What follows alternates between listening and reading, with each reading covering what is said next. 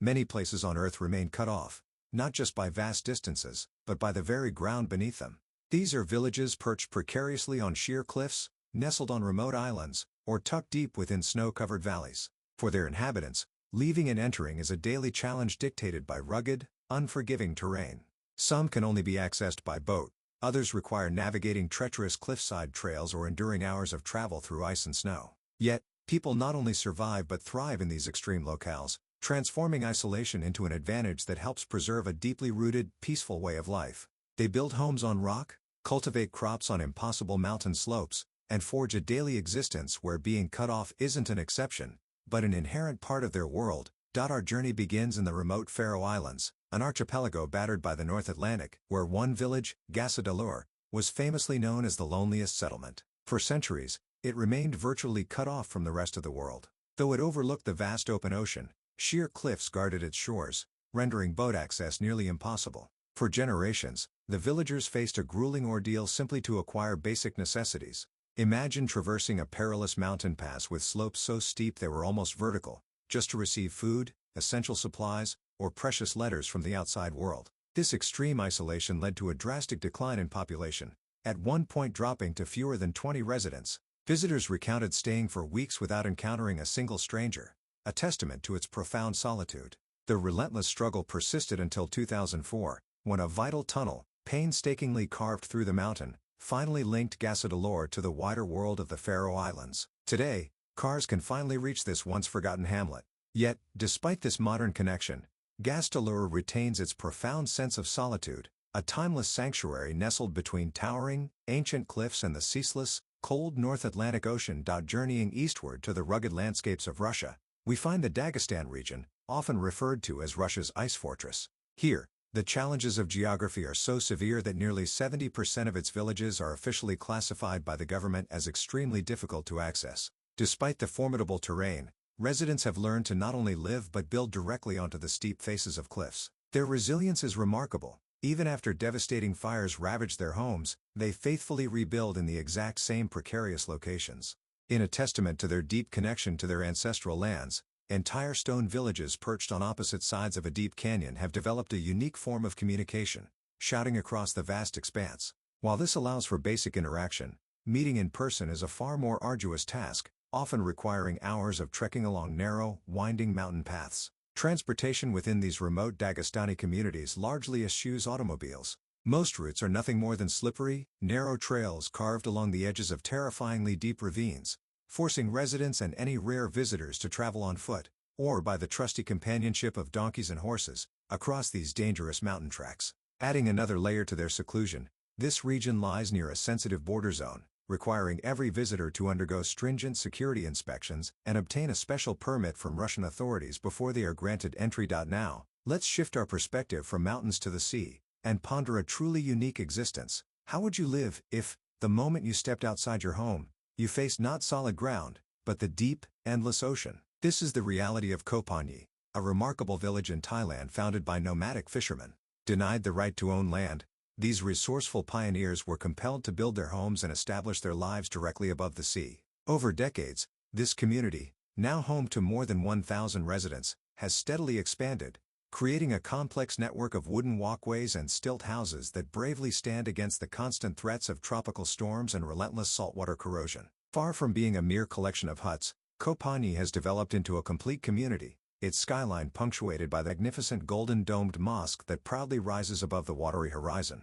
Even without a single patch of flat land, the ingenuity of the villagers led to the creation of a unique floating soccer field, an inspiring symbol that later became one of Southeast Asia's most iconic landmarks. What began as an isolated and economically struggling fishing village has, through sheer determination and a spirit of innovation, slowly transformed into a vibrant destination, attracting thousands of curious visitors from across the globe every single day. From the warm tropics, we move to one of Earth's most extreme and isolated regions, Chukotka, in Russia's Far East. This is a place so unique that a single glance can literally put one side of your view in the past, while the other already exists in the future. Stand on Chukotka's coast on a Monday afternoon, gaze across the vast Bering Strait towards Alaska, and you'll see Sunday still unfolding. This temporal anomaly is due to the international dateline, which dramatically separates these two regions. Beyond this fascinating geographical quirk, Chukotka's isolation is further enforced by both nature and geopolitics. Positioned directly beside American territory, the region is under such strict control that even Russian citizens must obtain special security permits before being allowed to enter. For 10 months of the year, Chukotka is almost completely sealed off by nature itself. Temperatures routinely plummet below -50°F, and severe snowstorms can ground all flights for weeks at a time, cutting off any aerial links. This long-term isolation, coupled with the exorbitant cost of living in such an unforgiving environment, led to a rapid collapse of the local economy after 1991. Tragically, Chukotka eventually lost nearly two-thirds of its population as desperate residents sold their homes for a pittance, simply to afford a one-way plane ticket to Moscow and a chance at a less harsh existence. Our journey through isolated settlements now takes us to a site that represents an ancient, almost unfathomable level of human dedication to spiritual isolation, Meteora in Greece. This monastery complex holds the record for one of the world's most dramatic spiritual structures, perched atop steep, towering rock cliffs. From the valley below, these monasteries appear like ethereal castles, suspended amidst the clouds, crowning sandstone pillars so impossibly high that, for centuries, raiders found them almost entirely unreachable. Built in the 14th century, Meteora served as an ultimate refuge for monks seeking sanctuary from the rampant violence and dangers of the world below. For many long centuries, there was no conventional road leading upwards to Meteora.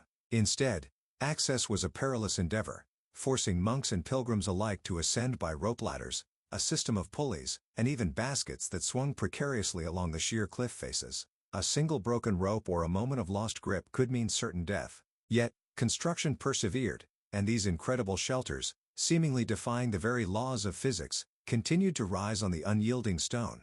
The last monk to be pulled up by a basket was in 1950, a vivid reminder of the harsh realities of their access. While stairs now provide a safer route, Meteora's original, awe-inspiring sense of profound isolation remains powerfully visible, a testament to the extreme lengths humans once accepted in their quest for spiritual solitude. Heading north once more, to the Lofoten Islands of Norway, we arrive at Rene, a village once known as the Arctic Fortress. For a long time, Rene held the distinction of being the longest road-isolated settlement in northern Europe, completely surrounded by the vast ocean and formidable, steep mountains. The village is famously picturesque, characterized by its iconic red wooden cabins standing starkly against icy waters, all framed by sharp granite peaks that dramatically rise from the sea like colossal, impenetrable walls. For centuries, the extreme and unforgiving mountain terrain made any form of road construction seem like an act of engineering suicide. This forced Rene's residents to depend entirely on the ocean for their survival, a reliance that came with its own set of brutal challenges. Locals constantly battled violent North Atlantic storms and endured winters shrouded in continuous darkness for several months each year. Despite its small size and profound isolation, Rene defied expectations. By 1743, it had transformed into a thriving trading center, largely thanks to Norway's burgeoning seafood export industry. Today, Rene has finally broken its centuries-old isolation through a remarkable network of symbolic bridges and undersea tunnels, physically connecting it to the Norwegian mainland, while still preserving its wild, majestic beauty. While Rene in Norway has forged connections to the mainland, countless other communities across the globe remain profoundly isolated, each battling nature's forces. In Waubo, fewer than 200 live, utterly cut off from modern grids and transport. Its dense tropical jungle and steep terrain make a 4-hour trek difficult, with heavy rainstorms blocking narrow trails with mud. This extreme seclusion fosters a self-sufficient, centuries-old way of life. Perched beside an abyss, Kurimabad is an isolated oasis amidst towering, ice-covered mountains over 23,000 feet high, a natural fortress. Before roads, the sole entrance was perilous wooden planks on vertical cliffs. Millennia of isolation forged a unique language. Winters bring snow and landslides, sealing Kurimabad for months. Residents survive on melted glacial water and underground stores of dried food. Spain's Castellfollit de la Roca, on a 164-foot volcanic cliff, is virtually unconquerable. This narrow platform, shaped by millennia of river erosion, is a natural refuge above deep ravines. Under half a square mile, it's packed with stone houses, many ending at the sheer cliff. Vertical isolation provided defense, yet danger. Homes built from volcanic stone appear to grow directly from the cliff. Murin, clinging to the Swiss Alps at 5,410 feet, lacks valley road access, rejecting cars. It relies on cable cars, a mountain railway, and a small train. Essential supplies like materials, heating oil, and water arrive via aerial systems or rail. Winters see rooftops nearly buried in snow, with only lit windows and narrow paths visible. When severe weather grounds, cable cars, Murin's life revolves around the station and internal walking routes. Greenland's Itokortormit, a solitary guard post in a vast ice world, is one of the Western Hemisphere's most remote settlements, hundreds of miles from neighbors. At the world's largest fjord system's mouth, primary colored houses contrast with rock, snow, and frozen sea. For 9 months, the frozen ocean is the main route for dog sleds and snowmobiles. Supplies arrive via 1 or 2 icebreaking ships during brief summers. Life depends heavily on hunting wild animals across fractured ice. Colombia's forgotten refuge, Nueva Venecia, is a floating village in the Santa Marta marshlands, nearly invisible. Reaching it means over an hour by boat through a silent mangrove maze. Residents live almost entirely on water, navigating narrow canals between stilt homes. Water long served as a natural fortress. Abandoned after a 2000 tragedy, residents later rebuilt their isolated swamp life. Santorini's whitewashed villages cling defiantly to a volcanic crater rim, rising from the Aegean. This iconic landscape results from one of the Mediterranean's most violent eruptions 3,600 years ago, which created today's flooded caldera. The volcanic system remains active, erupting as recently as 1950. Every sunset here frames a submerged volcanic crater. Visitors implicitly accept they walk on an active volcano that can awaken any time. In the remote Philippines, the Batad rice terraces form a gigantic green arena where wheels have been absent for 20 centuries. Thousands of semicircular terraces, carved deeply into mountainsides, are reinforced by countless fitted stones without concrete, guarding against rain and landslides. Local belief claims these walls could circle Earth over 1.5 times. Pathways between homes are slippery stone edges, barely foot wide. All village journeys rely on narrow forest trails across steep mountain terrain. Khandavan, Iran, is a gigantic stone anthill. Hundreds of cone-shaped rock towers, 30 to 130 feet tall, blend perfectly with the mountains, resembling silent beehives. In the 13th century, refugees from Mongol invasions carved these formations into permanent homes. During snowstorms, people and livestock survive together in freezing stone chambers, sharing body heat primitively. Peru's Iquitos is the world's largest city unreachable by road, enclosed by giant rivers and dense Amazon rainforest. Just 15 minutes by boat, the rainforest forms a thick wall, blocking land expansion. Outsiders arrive by plane or multi-day Amazon boat journeys. Thousands of wooden houses on stilts or rafts adapt to floods that raise water levels by 33 feet. Life relies heavily on rivers and giant pararuku fish. When floods reach rooftops, residents learn to swim, boat, and live on floating platforms. Monasteries, Greece, hides a vibrant city behind a barren rock that long deceived observers. This massive rock detached from the mainland in a 375 AD earthquake. Its name, single entrance, refers to the sole tunnel carved into the cliff. Inside, a maze of narrow, winding alleys confused pirates and aided ambushes. During sieges, medieval residents farmed hidden terraces and stored rainwater. Today, Monasteries rejects modern vehicles. Goods arrive via human labor or donkeys. Mawsynram, India, the wettest place on Earth, experiences months of non-stop rain, creating a wall of water. On the Khasi Hills at 4,600 feet, it faces the Bay of Bengal, forcing moisture-laden clouds into the mountains. Yearly rainfall exceeds 470 inches, causing dense fog and days of zero visibility. Ordinary raincoats fail. Residents use a nup, a bamboo and banana leaf shield. Extreme humidity rapidly rusts metal, coats concrete and moss, and molds fabrics. From June to August, mud-dissolved roads seal Mawsynram from India. Lamayuru, an untouchable Himalayan land, is not for the faint-hearted. Its settlement and monasteries cling to vertical cliff edges, seeming to slide into the abyss.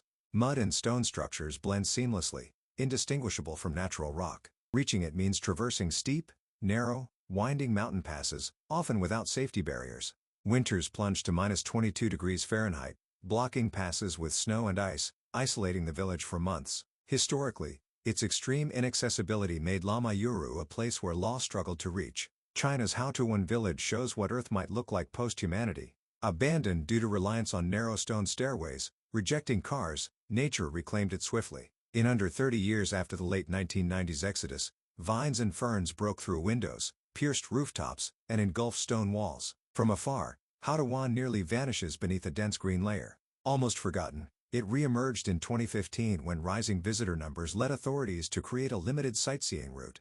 A few elderly residents remained or returned to sell drinks and guide visitors through their vine-choked homes. Indonesia's Sumba traditional village is frozen in time, its 21st-century residents choosing a Stone Age life.